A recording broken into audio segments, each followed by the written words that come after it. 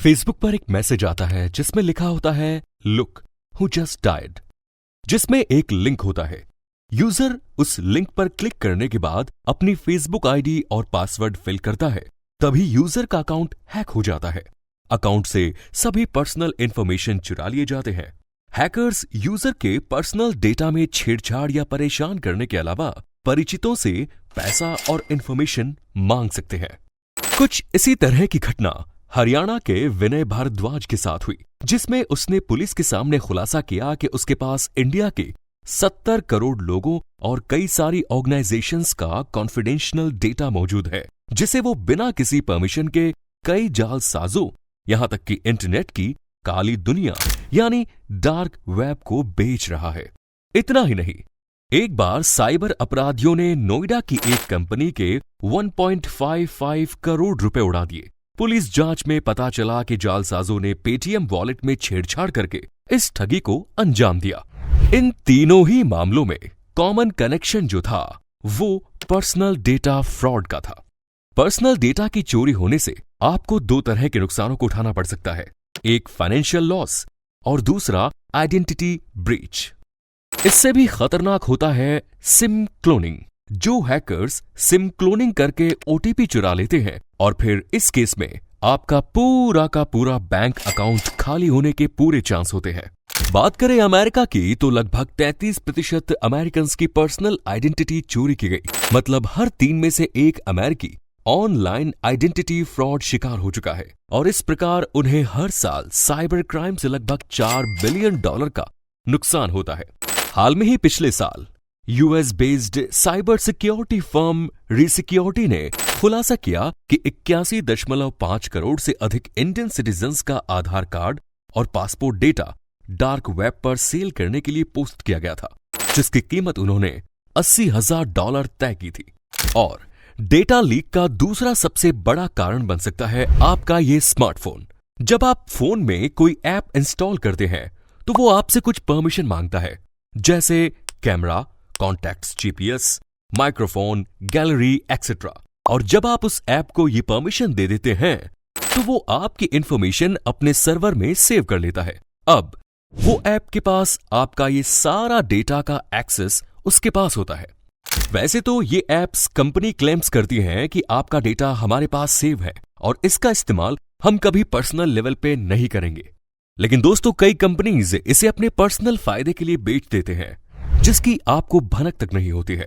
और इसी वजह से कभी कभी आपके पास ऐसे कॉल या एसएमएस आते होंगे जहां पर कभी आप विजिट भी नहीं किए होंगे। साइबर न्यूज रिपोर्ट के मुताबिक हाल ही में 26 अरब लोगों का डेटा लीक हो गया, जो इतिहास का सबसे बड़ा डेटा लीक था।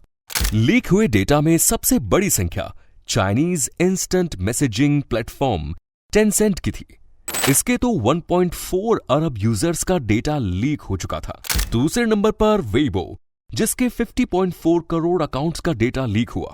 इसके बाद माईस्पेस के 36 करोड़ अकाउंट्स, ट्विटर के 28.1 करोड़, म्यूजिक स्ट्रीमिंग प्लेटफॉर्म डीजर के 25.8 करोड़ यूजर्स और लिंक्डइन के 25.1 करोड़ यूजर्स का डेटा लीक की लिस्ट में नाम था। इनके अलावा एडोब, टेलीग्राम, ड्रॉपबॉक्स, दूरदर्श, कैनवा और स्नैपचैट समेत कई अदर बड़ी कंपनीज का डेटा भी इस लीक लिस्ट में शामिल है। वैसे तो साल 1994 में ही डेटा ट्रैकिंग का कॉन्सेप्ट आया था, ताकि यूजर्स अपनी मनपसंद वेबसाइट को झट से सर्च कर सके और यूजर्स को उनके इंटरेस्ट के बेस्ड पर विज्ञापन दिखाया जा सके। बट अब तो आप जैसे ही किसी ऑनलाइन शॉपिंग ऐप पर एक्सेस करके कोई प्रोडक्ट बस देखते भी हैं तो सेम उसी कैटेगरी का प्रोडक्ट आपको अदर सोशल मीडिया अकाउंट पर भी दिखने लग जाता है। और ऐसा इसलिए होता है क्योंकि आपकी हर एक गतिविधि की इंफॉर्मेशन उनके पास होती है। अब बात करते हैं हमारी इंफॉर्मेशन और गतिविधि आखिर ये कंपनीज क्यों कलेक्ट करना चाहती है। दरअसल वेरियस सेक्टर्स में डिमांड के बेसिस पर हमारा डेटा कलेक्ट किया जाता है, जिसका इस्तेमाल कंपनीज बिजनेस ग्रो करने के लिए करती हैं।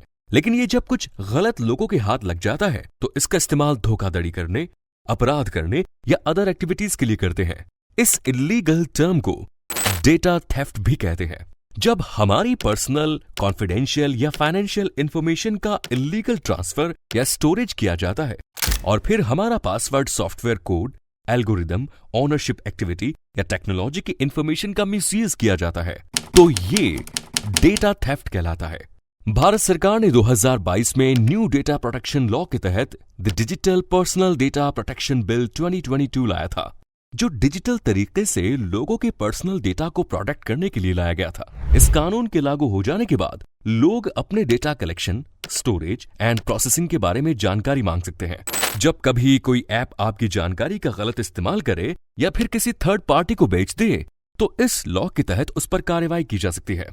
इस बिल में ऐप पर जुर्माना लगाने का भी प्रोविजन है।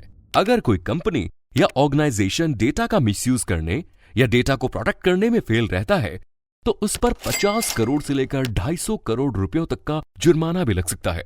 ये प्रोविजन संसद में पेश digital personal information protection bill 2023 में किया गया है। वैसे आप इस वेबसाइट पर जाकर पता कर सकते हैं कि आपका डेटा लीक हुआ है या नहीं।